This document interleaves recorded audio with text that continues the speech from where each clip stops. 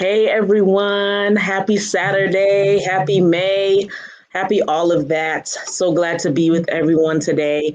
So it is Mental Health Awareness Month, and it was just a great opportunity to come on and talk about self-care and its importance. So I called up a few of my ENT buddies and asked them to come on. We are waiting for one more person, but I am here with the lovely Jermaine, and she will introduce herself and let you know what she has going on, and then we're just going to jump right into the topic.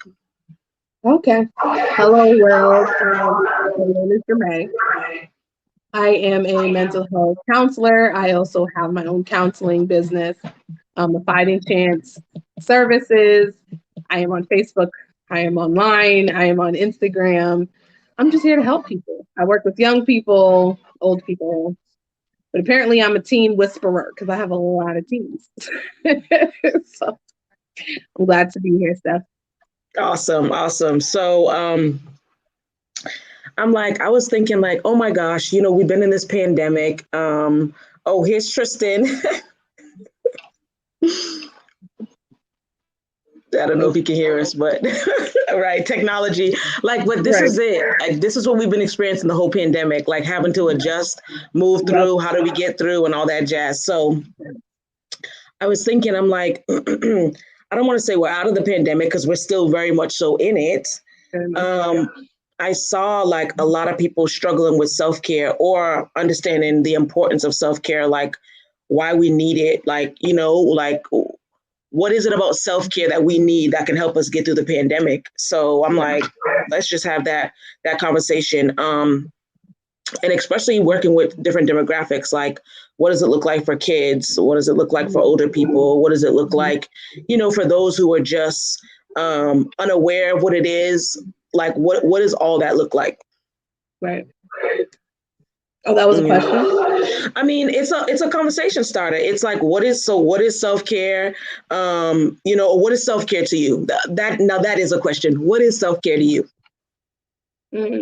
Self-care for me is an understanding of myself emotionally, mentally, and physically. And then it's about implementing activities, but you have to be intentional about it. You can't just, today I just so happened to. You have to be intentional because I was just looking at a post, and I often tell my clients this all the time. If you can't stand your battery on your phone or your laptop being at 15%, why are you walking around with 15%?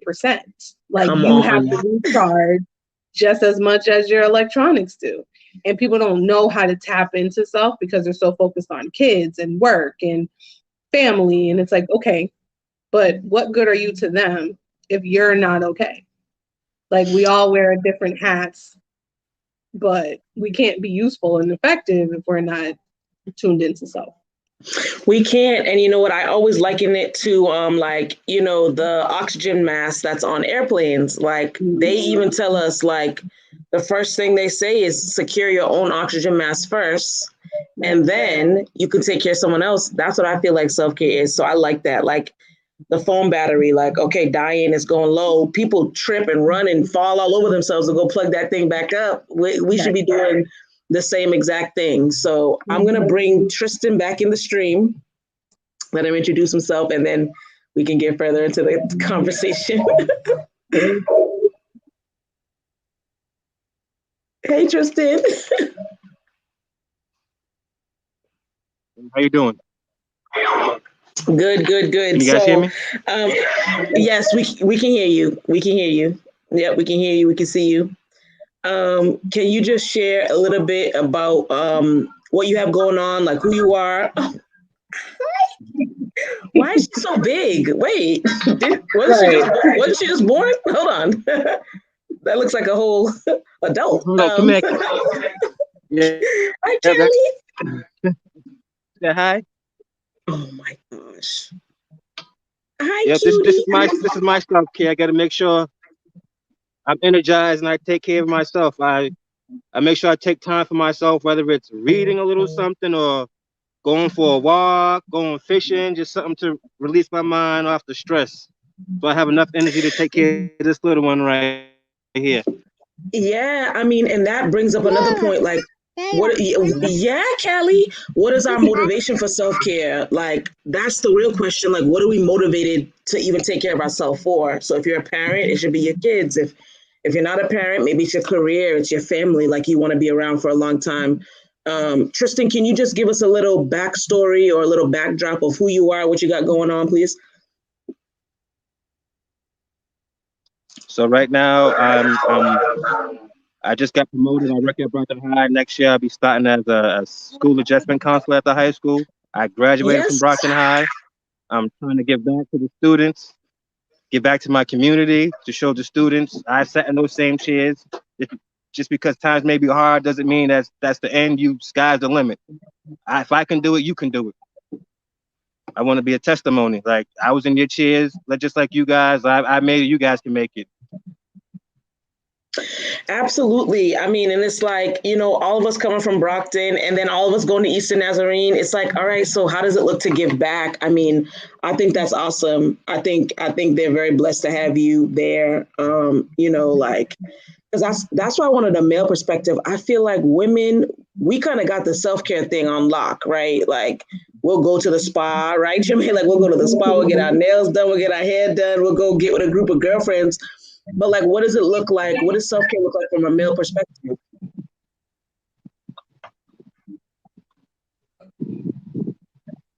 So self-care? Yeah, Yeah. for My internet connection male. is a bit flaky. Yes, My okay. daughter. So you gotta say that again, please. That's fine. So what does self-care look like from a male perspective?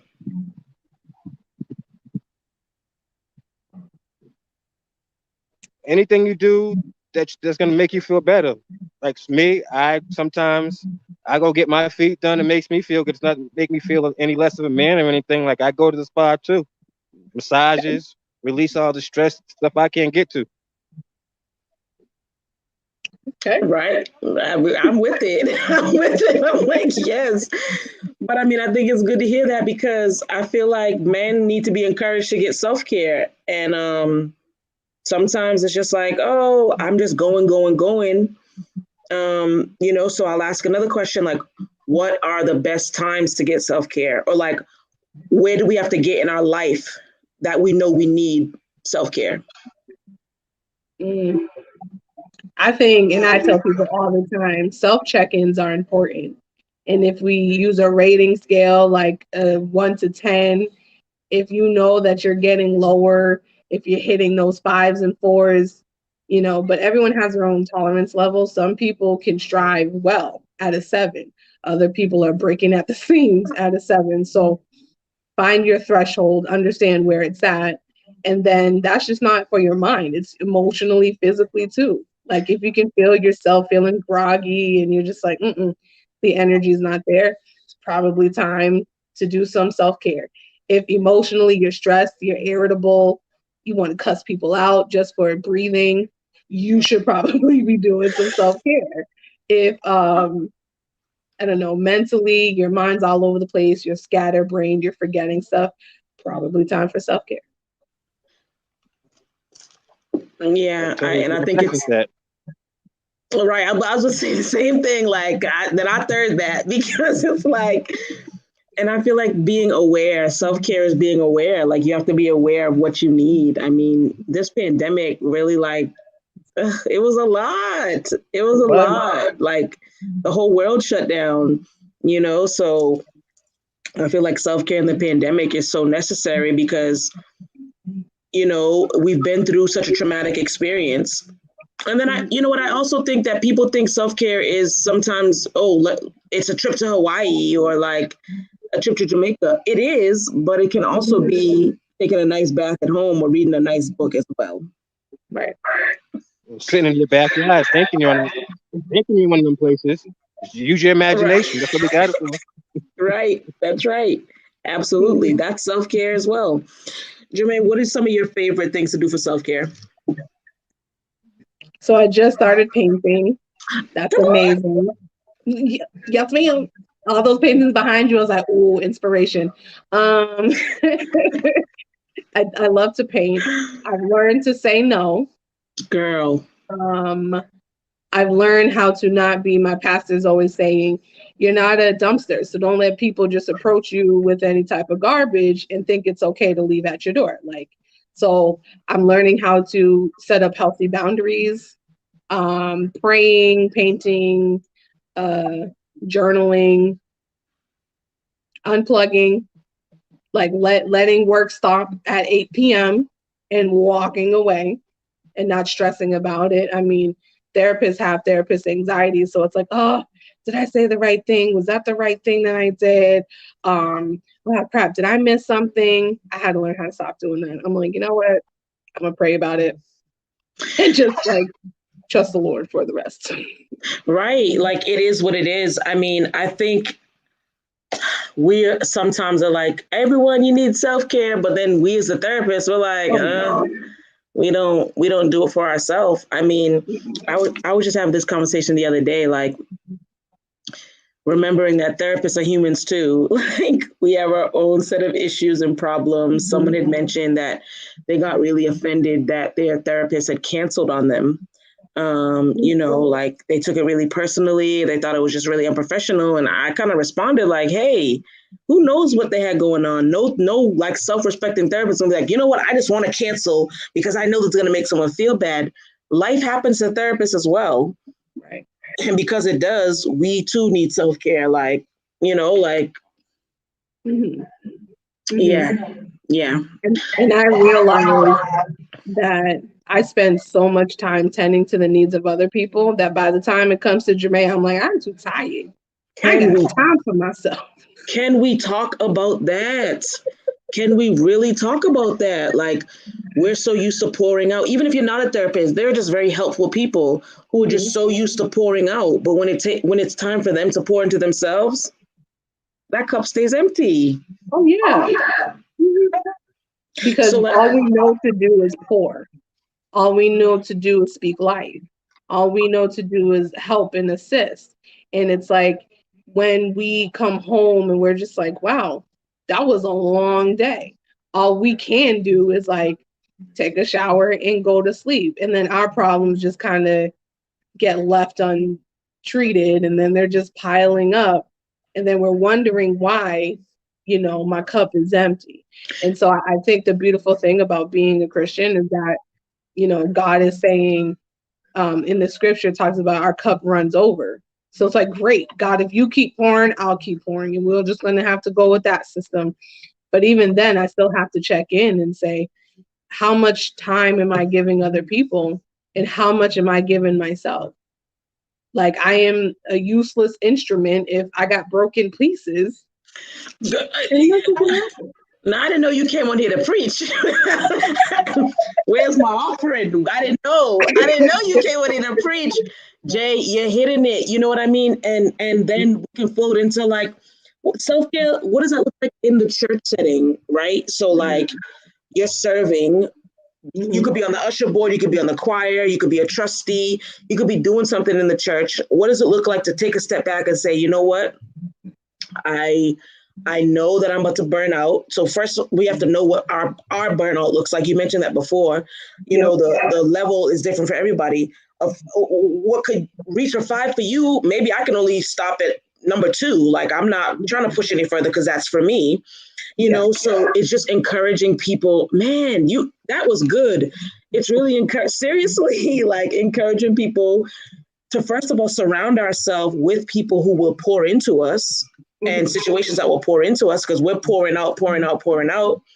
And then we find ourselves completely empty. And it's like, how do we pour from an empty cup? So it's like, hold on, that's self-care, knowing our surroundings, who we have around us. In the pandemic, that was so important because I didn't know what to do. It was just crazy. Like you feel the anxiety, of the disease, right? Of catching COVID-19. Like that was just number one. You didn't know if it was in the air, if you brush by someone, if someone looks in your direction, do you get it? We had no idea what was going to happen. So that's number one. Then it was like the world stops, your job security. I was in school at the time, that was done. You know what I mean? So it's like all this, what saved me in that, of course, was my connection to God, but like my team who I had around me, who I could check in, like that is so important. Oh yeah, yeah. Like in the mental health field, whenever you are in the inpatient hospital, before you are discharged, they want to make sure your community is set, because a lot of us are going back into places and into environments where the pain started. But they try to say, if I fill you with a community, regardless of the environment that you're in, you have resources to tap into. So even though it looks the same, you are different because your community is different. And so if that's how they do it in the mental health field, why can't we do that as people? It's about, we don't realize, like I had a conversation with one of my clients this week, and it's like, if you are surrounded by unhealthy, toxic people who do not respect your boundaries, of course you're going to feel drained every single time you interact with them. Every time. Every time. Because they don't respect it. When you say, no, I need to chill. Oh, you switching up on me? You think you're better than me? You misheard that. Right. Like you misheard that. I said, I need to take care of myself. Oh, so I'm a problem? Well, maybe. But at this point, I just need to take care of myself. And they take things so personal. I said, yeah, that's how you know they're toxic. Because they're so focused and they flip everything onto me. And it's like, oh, okay, I don't think you're hearing me. And this is why I need to take a step back. And they reveal, I feel like people, you don't have to worry about separating from people. I feel like people will separate themselves and then put themselves in those categories where it's like, if me saying I'm trying to do something to better me upsets you, then no, we don't need to be around. Like, you're right. That is a great sign of someone being toxic, because it's like, hold on, you know, I'm saying I need to do something for me to better myself, and this is offending you. That's selfish. And that is a sure way to be drained, like drained dry. And then I feel like people can be like vampires. Like, I'm going to drain you dry, leave you, and then go on to the next. I'm like, hold it. Like, we don't have the time. I feel like the pandemic showed us that we don't have the time to play around. No. And stop being so offended. I feel like we have a very offensive culture where if we're not inclusive of everyone, there's a problem. It's like, how can you be inclusive for everyone? Do you know how hard people are to please? And they switch up all the time. And it's like, okay, like the LGBTQ family gets offended if they're not a part of the group, or the African Americans get offended, the Asian Americans. It's like, is there one way to be inclusive of everybody? Because everyone's experience is different and everyone's offended. Like, oh, you said Black Lives Matter, so you're trying to say no lives, other lives don't matter? It's like, no. What we're saying. And even that's emotionally draining. The fact that you try to take pride in something and everyone else around the world is like, so what does that say about me? It's too much. It's not about you right now. And I think that's the biggest thing. Because especially Black Americans, we experienced 2 pandemics.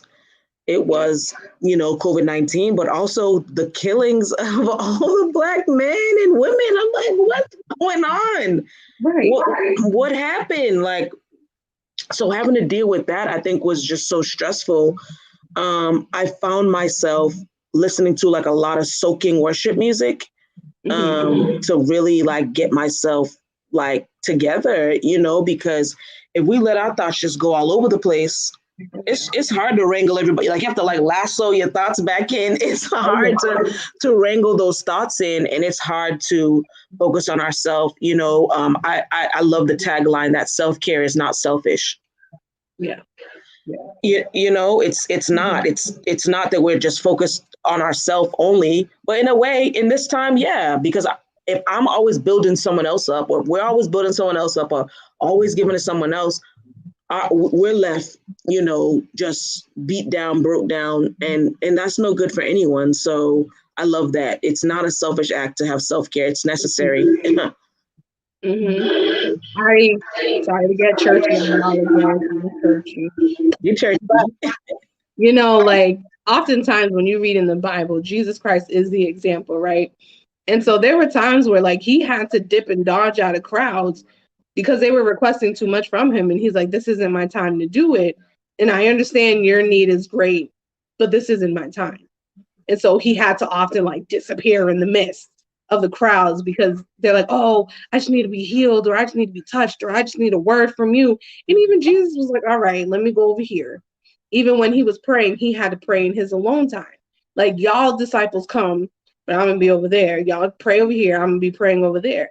Because moments of solitude is necessary to really get yourself together outside of the influence of other people. Because, you know, these days people are free to share their opinions. It's like whether Ooh, it's Lord. solicited or not. And it's like, I can't figure out myself if you're trying to assist me, because that takes away from mindfulness and self-awareness. It's more, well, I did it because you're my best friend. So yeah, you should know. I should know because you're not with me in those late nights when I'm in tears because I feel neglected or rejected. I have to learn how to get myself up. I have to learn how to build myself up. Like David said, learn to encourage yourself. Come on. And if I don't know how to do that within myself, I'm going to crumble. I'm stuck with myself 24/7. I can't put myself on the shelf, be like, you know what, Jermaine, today's not the day to be you. So you stay here and I'm gonna go over here. Jermaine will hop right off that shelf, like wherever you go, I'm going. I'm going. Won't even allow ourselves to be put on the shelf. Like, we go to walk away. It's like, wait, I thought I just put you like, is this elf on the shelf? Like, I thought I just put you up there.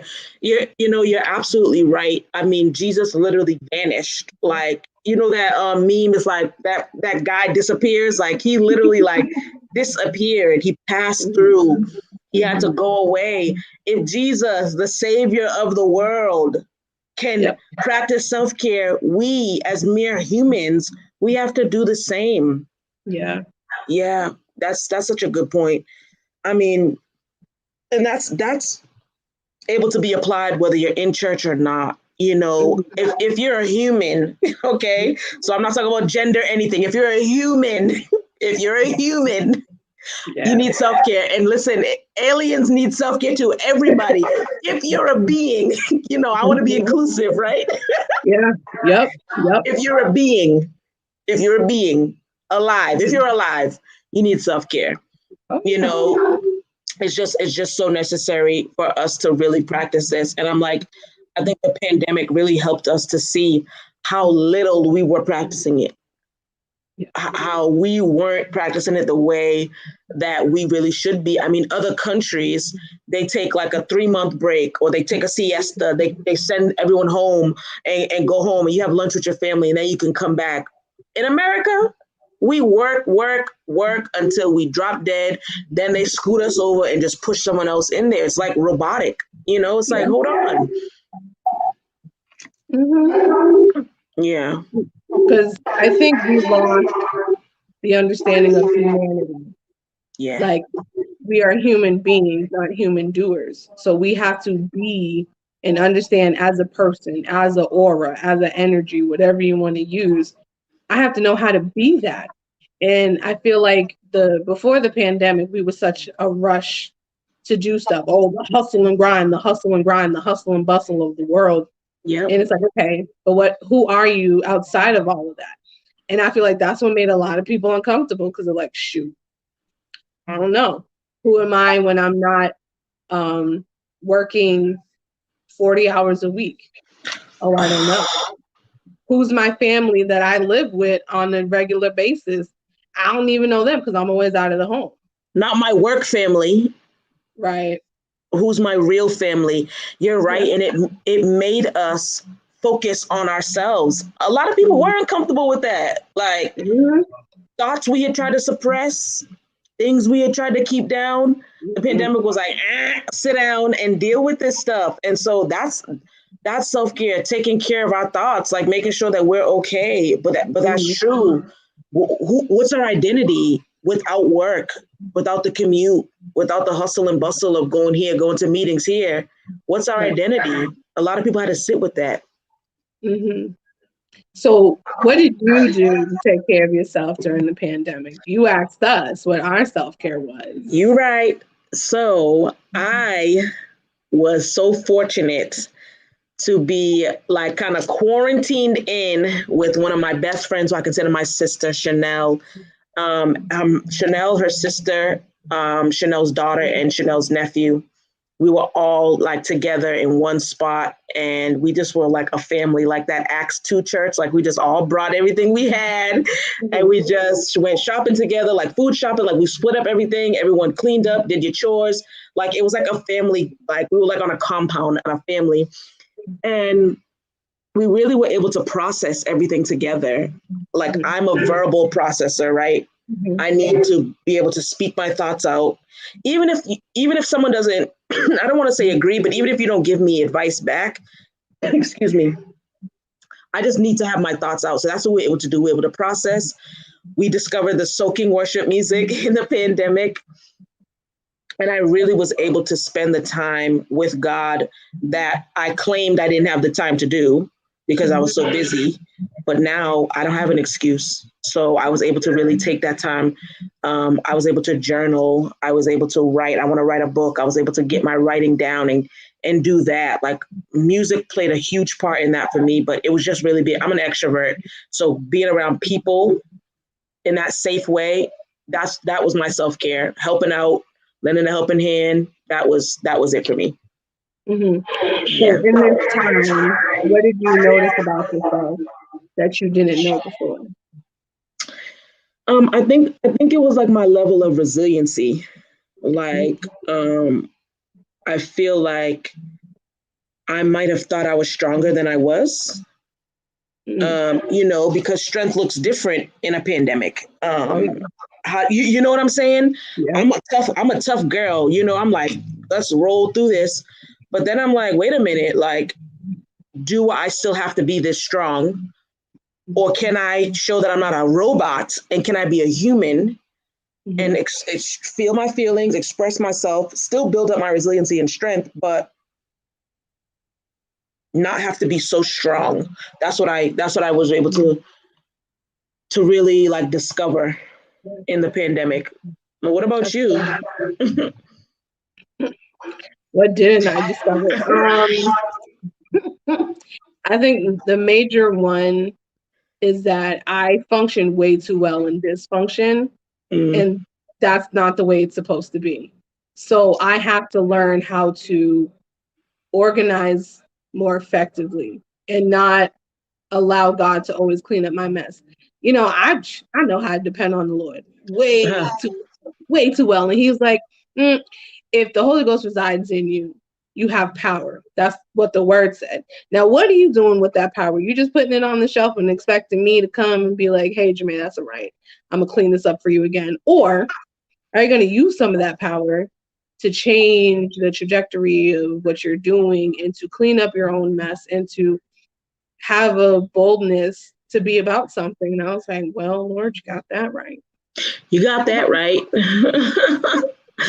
I mean, God is always right, but I'm like, all right, like okay. He know how to shut us up. He's like, but did I send a help for you not to tap into that help? Did I say you were alone? Did I say, leave it up to me, I'll just do everything? Or did he empower us to be about something? And I'm like, oh, you're right. I see what you did there, Lord. You're right. No, seriously. I mean, what are some things that you discover? Like, so did you pick up painting in the pandemic? Yeah. Okay. All right. So what was that process? So I did like a paint night for my coworker's bridal shower. And I like to draw, but I'm not that great at it, but I love to draw. And then I was like, wait a minute, painting gives a whole different vibes. And again, I'm churchy, y'all, sorry.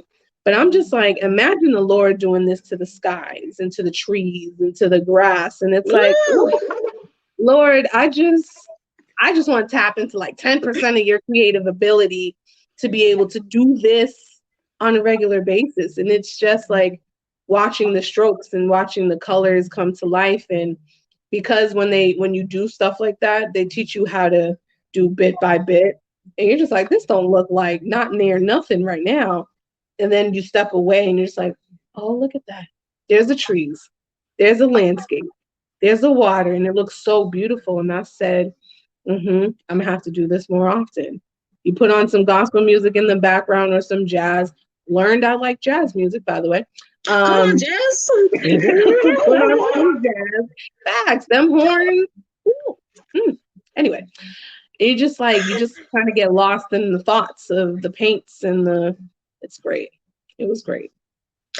Yeah, I mean, so I started thinking like, how would we recommend, or what would we recommend for someone who doesn't know what they want to do for self-care? Like they haven't been able to discover, like a good way for them to practice self-care. Like what would be some tips, some recommendations? How do we as humans, as beings, how do we discover what works for self-care for us? So I think I could answer that in two parts. The first part is to figure out, how do you release? Are you a creative person or are you a logical person?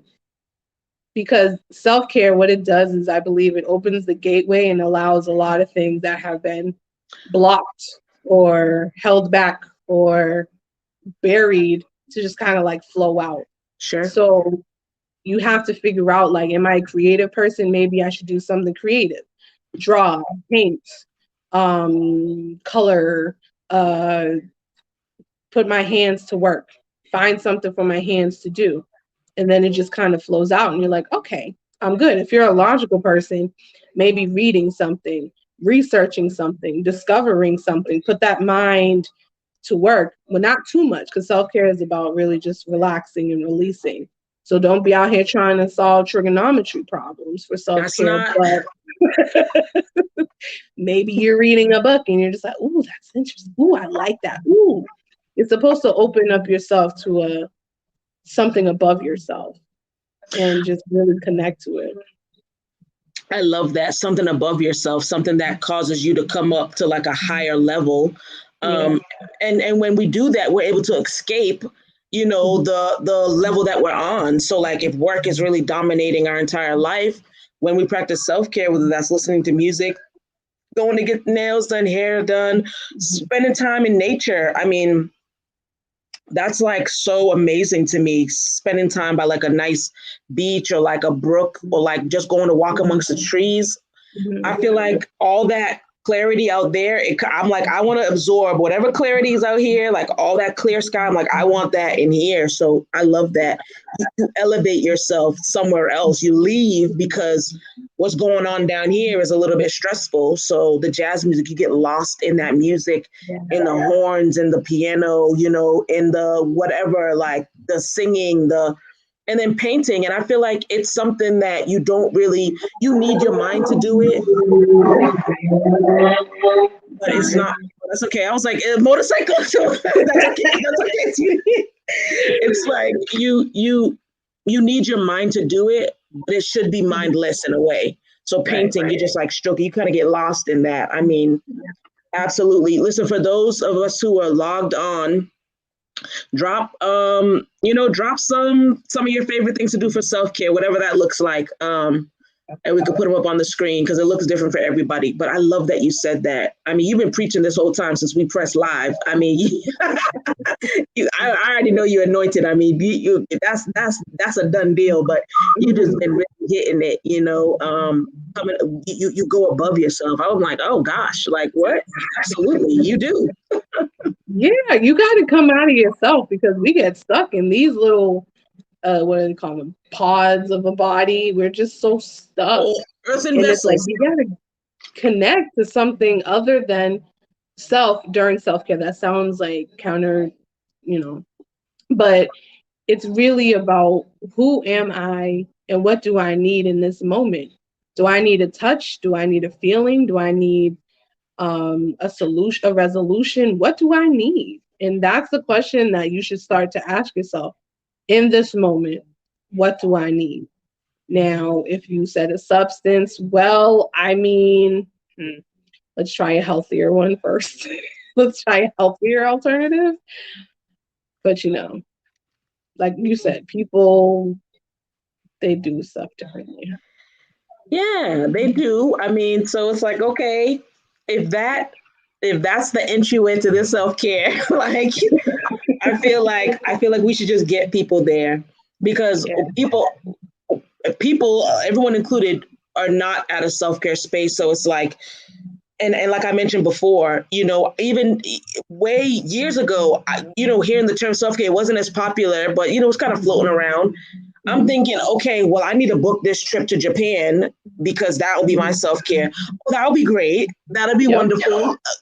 Konnichiwa, right? All that, right? Okay. But in the meantime, until I get my coins together, I can surely order some sushi and watch something on Netflix, a movie. I mean, I think it's so good to simplify self-care. Yeah. It doesn't have to be this extravagant thing. Those are great, wonderful. Go to Cabo, go everywhere.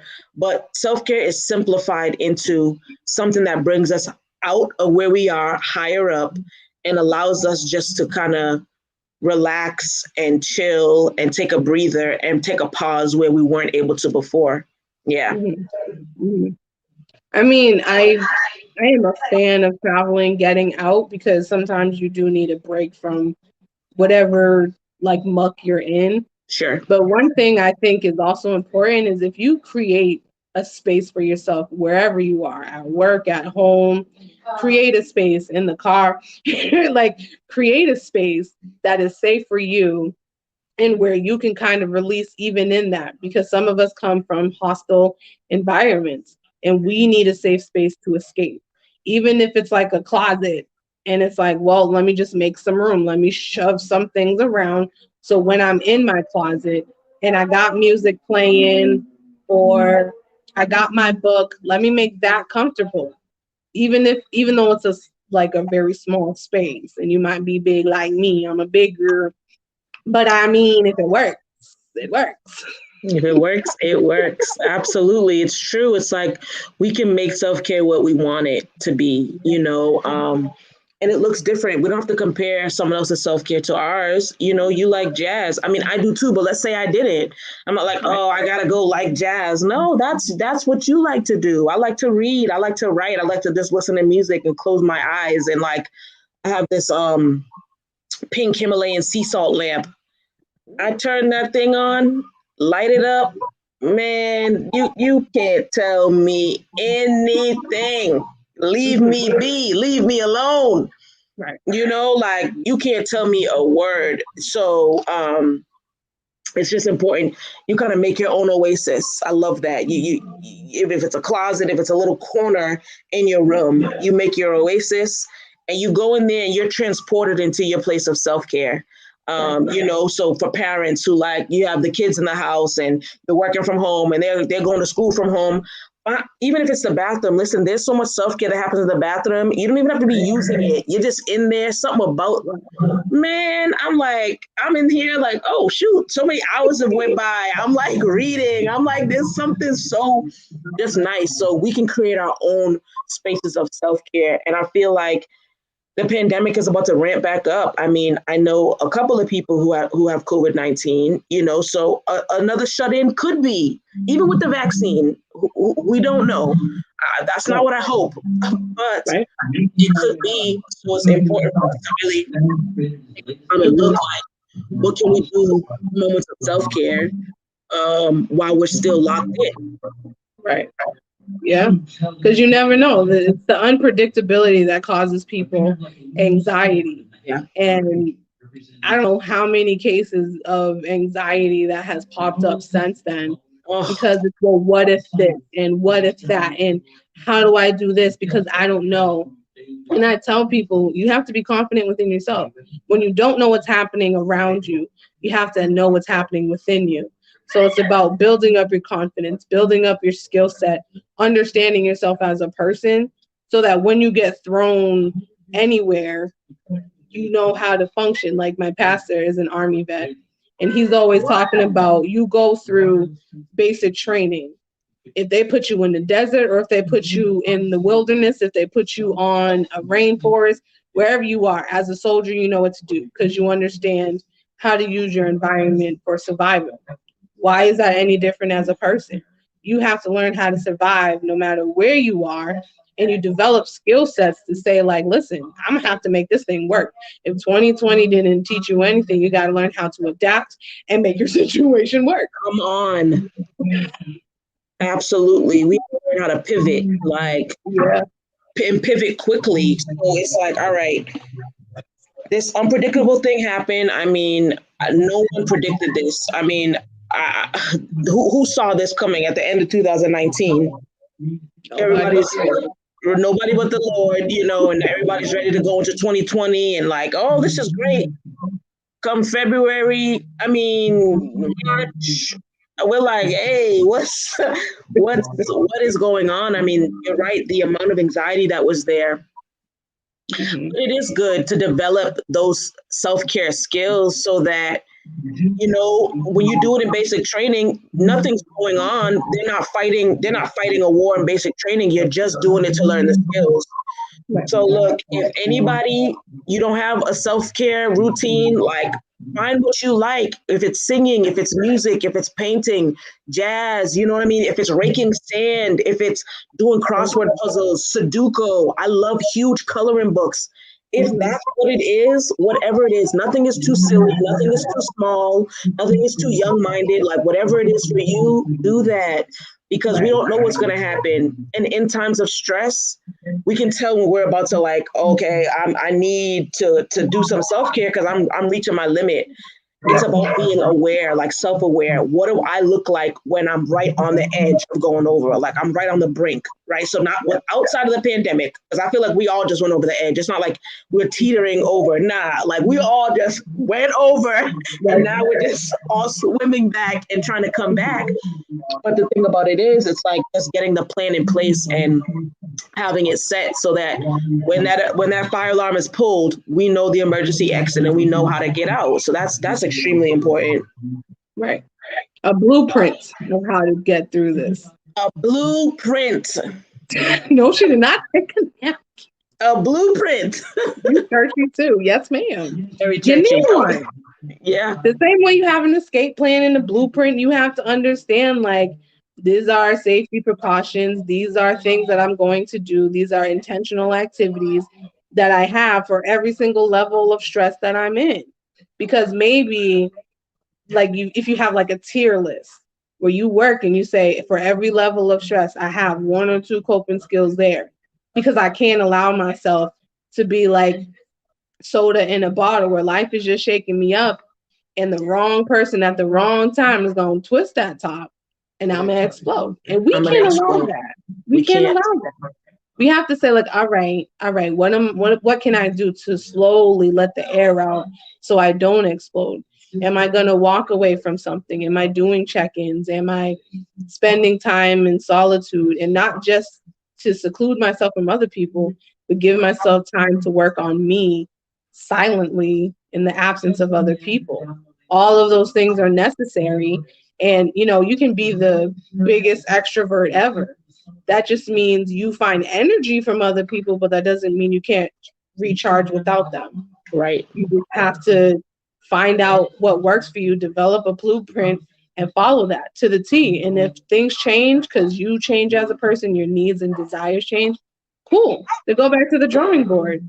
But just don't throw the whole thing away, because then you essentially threw yourself and your self-care away. You know, you're absolutely right. And I like that you mentioned the blueprint. And the beauty of a blueprint is you can look over it and see every single thing. You know, you can see all the entry points. You can see how high it is or how many floors it should have, so that if you need to do something, you know how to move around. That's why it's so important to set up those self-care practices. It is the blueprint. Like, this is what I need to get myself back to regulated. That's the goal. I mean, I'm using these clinical terms, self-regulation. Like, how do I regulate myself?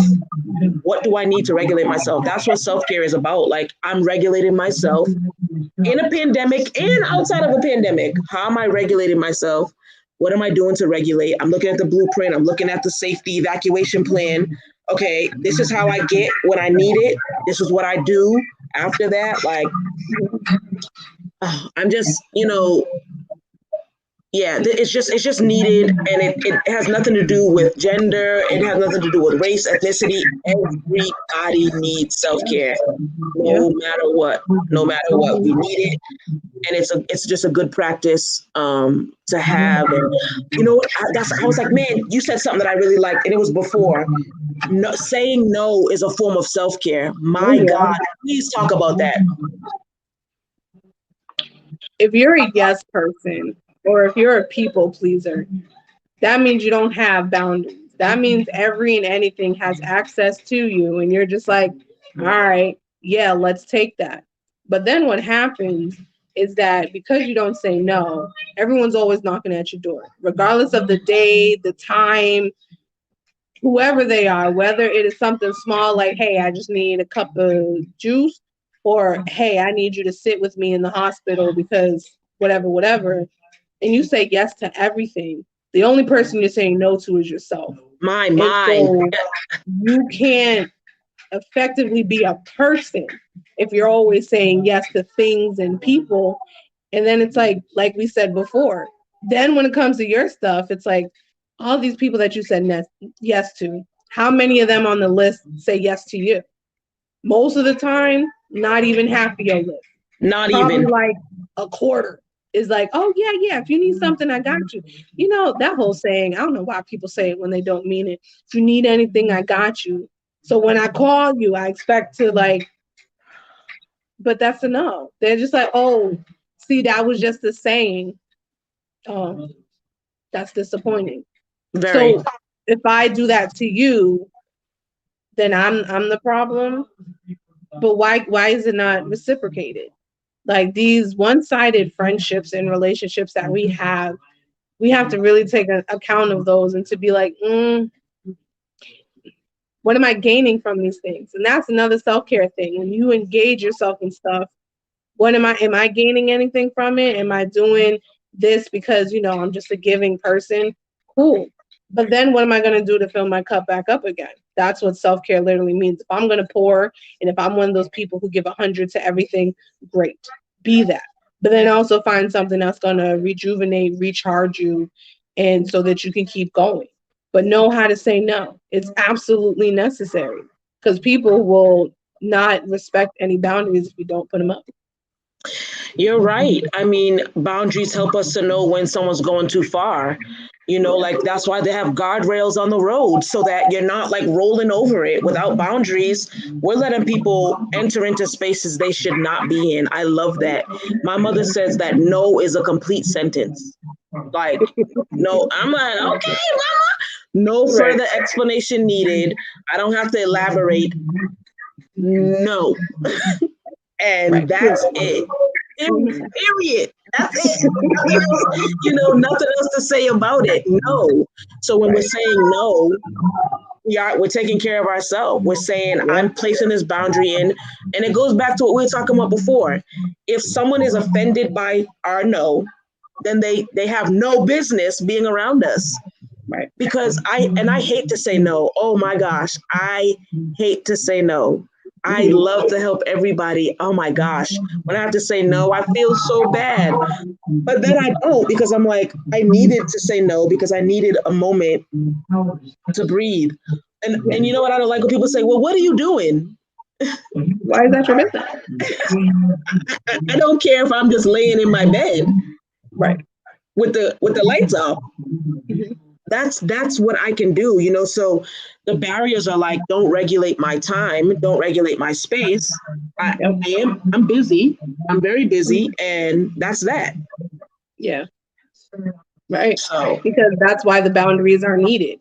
Because if they don't exist, people just come and go, do whatever they need to do, and walk out. And it's like, I'm sorry. This is not a revolving door situation. No. If the door's closed, the door's closed. You can knock all you want to, but you're not going to get an answer.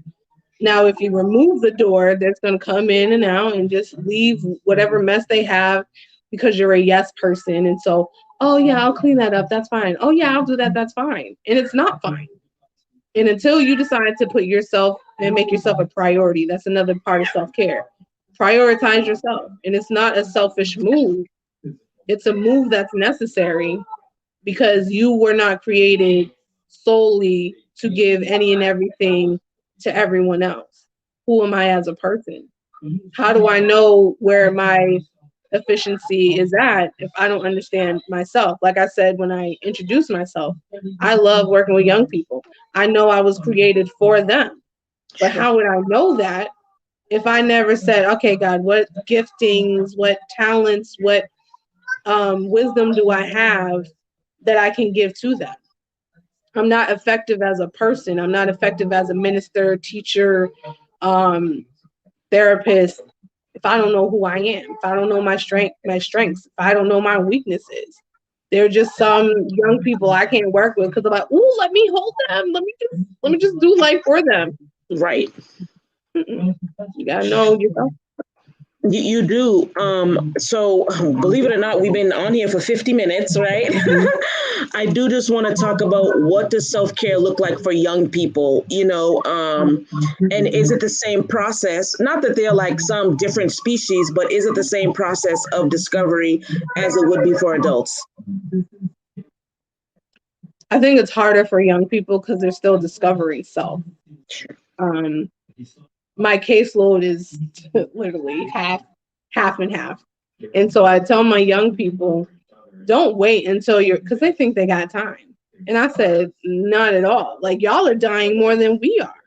You guys are dying quicker than my grandparents and parents' age group, right? So yeah, they are. And I'm like, your life is too precious to wait until you're 30 to discover self. It's not about doing what's popular because that's not what you were created to do. You were created to be an original, not a carbon copy of everything else. So you have to spend the time to say, who am I as a person? What do I like? What am I trying? Who am I trying to become? They focus on, ooh, I want to look like this. It's like, what? At some point, you just end up being a mannequin wearing clothes.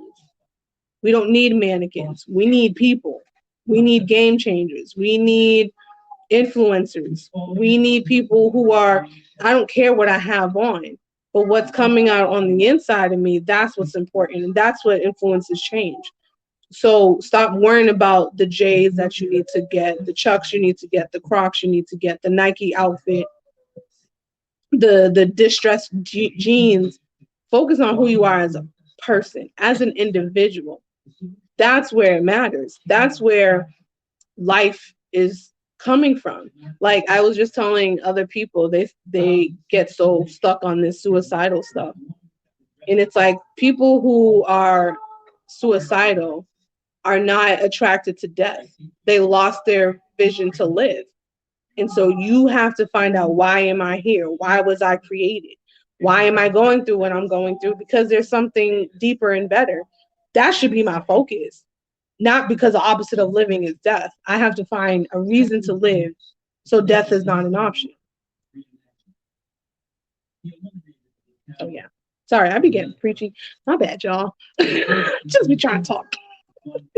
It just rises on up. Look, the comments, they love it. They're like, come on here, it's so important. And you know what?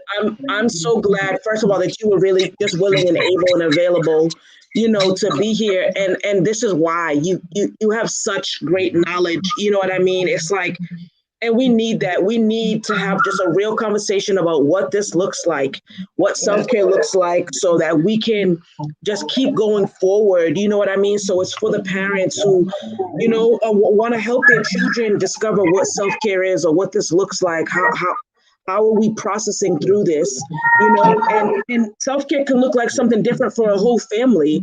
Like you can have a family game night. Like that's what I used to do when I was younger. Like on Fridays was family game night.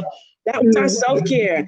The kids were in school, our parents were at work, but we came together. Like this is something that I feel like has been almost, it's been overlooked, but then it's like, it can't be self-care if it's too simple. God, no. It can be lighting a candle, sitting at home, lighting a nice smelling candle. And that's that like, you're just sitting there able to decompress and allow yourself to focus on what you need to focus on. Yeah, I mean, I definitely want to have more chats. You know what I mean? Like, this is, Yeah, I'm here. I know you said it. I'm like, perfect. You know, I mean, I mean, I feel like we've always clicked, and we were in school together. We were in class together. We were able to connect together. I'm like, we need more conversations like this where people are feeling free and able to have that conversation and just speak freely about what's going on. We were all in this pandemic together, you know, so those of us with the tools on how to process through it, it's like, let's do that. Let's share these tools. Let's share what to do. I feel like any days, I was going to say Saturdays are a good day for self-care. They are, but any day is a good day for self-care. Any day we're alive, any day we're breathing is a great day for self-care. You know, so a couple people in the comments were saying that they dance. You know, that's how they practice their self-care. They practice through dance. You know, just doing different things like, yes, dance, sing, move, play Monopoly, like whatever it's up to you, whatever you want to do. And someone in the comments said self-care is a contract between you and you. My God. Ooh, that's good. Oh yes. Self-care is a contract. Absolutely, between you and you. That's it. It's so important, and no one can break that contract. No one can rewrite that contract or overwrite that contract or cancel that contract because it's just between you and you.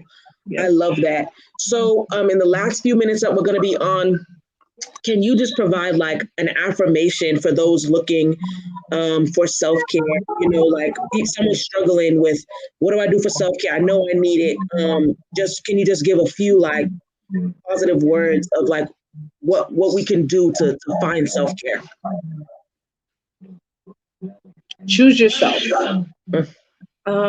I think we rehearse our problems way too much. We rehearse negative stuff way too much, and we choose to dwell in that.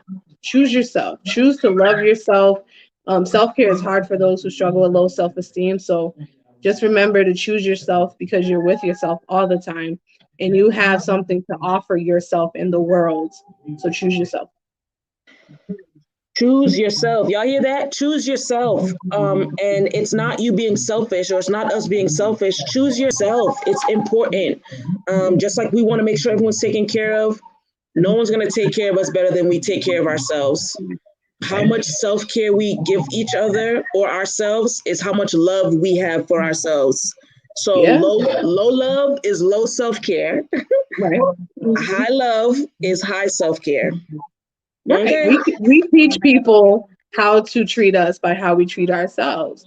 Don't have the expectation for someone to receive you, love you, appreciate you 100% if you haven't done that for yourself. So absolutely. Choose yourself. Absolutely. Absolutely. So I dropped your counseling service page in the chat. Of course. No, girl. I dropped it in the chat. And there it is there. So y'all, this is Jermaine. She is amazing. Amazing. So full of knowledge, so full of wisdom and anointed. I mean, I think that's important. I think we're seeing the rise of anointed mental health clinicians, because it is very hard to know what to do without that connection to the Holy Spirit. It's very difficult, very, very, very difficult. So thank you for being on. I appreciate you so much. This was amazing. Y'all, she'll be back, okay? Because we have much more to talk about, much more to check in with about, and drop in the comments some topics that you want to see talked about, you know what I mean? Right. And we can cover that, because this is just really us talking about mental health things that we know we need to talk about, but sometimes it's a taboo in the church, and it's still a taboo in society. Even though we see it talked about so much, it's still a taboo. But if you go to the doctor's office, if you go to the nail salon, right? If you go to the chiropractor, come on and get the mental health together. It should be all looped in. There is no health without mental health. Okay. Right. You are mind, body, and soul. Mind, body, and soul. Absolutely. Absolutely. Hopefully everybody has an amazing Saturday. Please find some time to practice some self-care. What was the point of listening to all this if we're not going to implement exactly what we were talking about? Please rewatch, please share with someone you think might be stressed out. This is just good tips to have self-care in a pandemic and also outside of a pandemic, so we have a good routine going. Love you. God bless you. Thank you for tuning in. Thank you so much, Jamie. I appreciate you. Thank you for having me. Yes. All right. Bye, y'all. Bye.